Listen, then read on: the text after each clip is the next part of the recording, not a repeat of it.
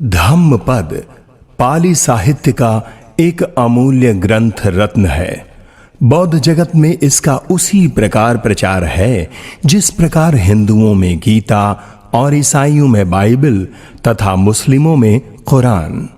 धम्मपद में कुल 423 गाथाएं हैं जिन्हें तथागत बुद्ध ने बुद्धत्व की प्राप्ति से लेकर महापरिनिर्वाण पर्यंत समय समय पर विभिन्न विनेय जनों के अध्याशय, अभिरुचि एवं भिक्षुओं के द्वारा समय समय पर उपस्थित समस्याओं के समाधान स्वरूप उपदिष्ट की हैं।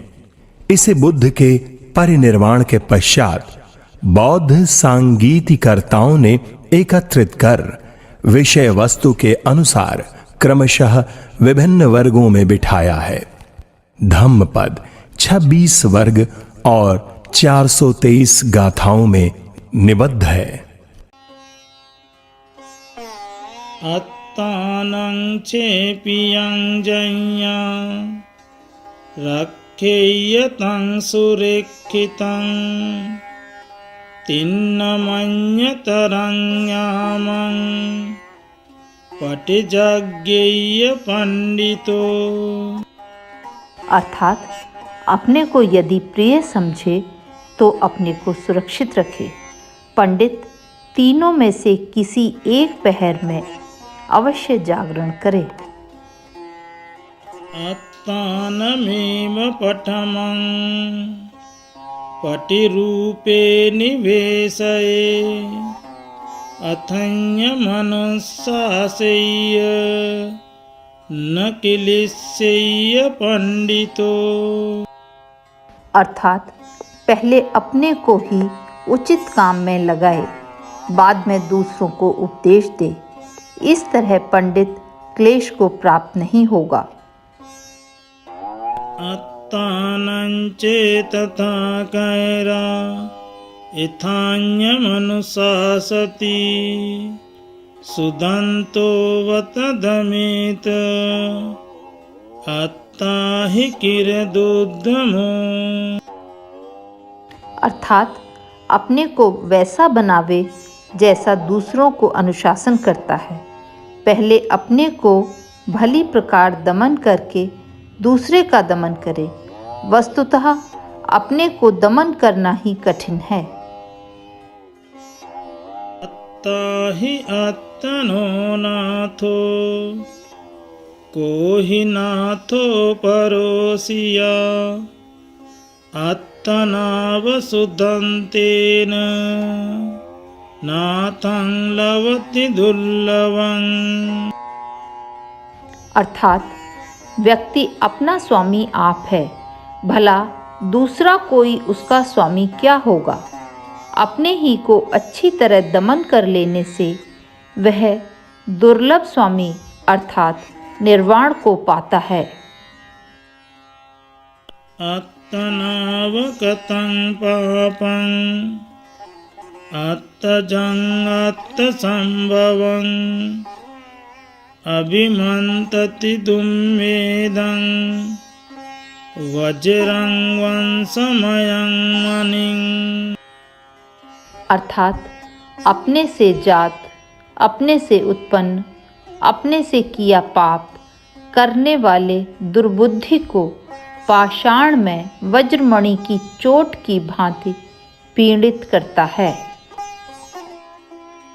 यस्य सच्चन्त दुःशील्यं मालवासालमिवोततं करोति सो तत्थानं यथा न इच्छति दिशो। अर्थात मालवा लता से वेष्टित साखू के पेड़ की भांति जिस प्रकार दुराचार फैला हुआ है वह अपने को वैसा ही कर लेता है जैसा कि उसके शत्रु चाहते हैं। सुकरानि असाधूनि अत्तनो अहितानि च यं वेहितं च साधुं च तं वे परम दुःखरं। अर्थात बुरी बातों को करना आसान है जिनसे अपना ही अहित होता है, किंतु उसे करना बड़ा दुष्कर है जो अच्छा और हितकर है। यो शासनं अरहन्तं आर्यानं धम्मजीविनं पटिक्को सति दुम्मेदो दिट्टिं निस्साय पापिकं फलानि कट्टकस्येव अत्तघन्याय फलति। अर्थात जो धर्मात्मा श्रेष्ठ अरहतों के शासन की अपनी पापमयी मिथ्या धारणा के कारण निंदा करता है, वह अपनी ही बर्बादी करता है, जैसे बांस का फूल बांस को ही नष्ट कर देता है। अत्तनावकतं पापं अत्तना संकिलिस्सति अत्तना कतं पापं अत्तनावविसुज्जति शुद्धियशुद्धिपच्चत्तं नञ्योऽन्यं विशोधये। अर्थात अपना किया हुआ पाप अपने को मलिन करता है, अपना ना किया हुआ पाप अपने को शुद्ध करता है। शुद्धि और अशुद्धि अपने ही से होती है।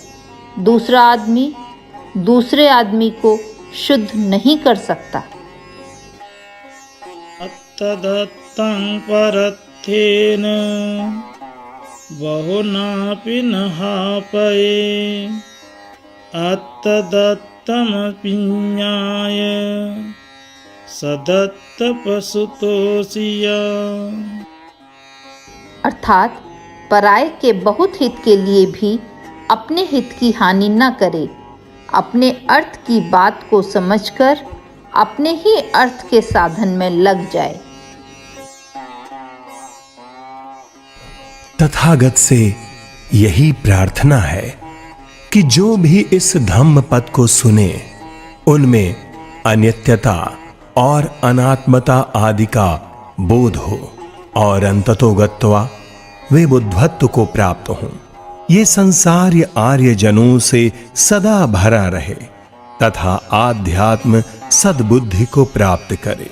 संसार सुखमय एवं शांतिमय हो, यही मंगल कामना है। साधु साधु साधु।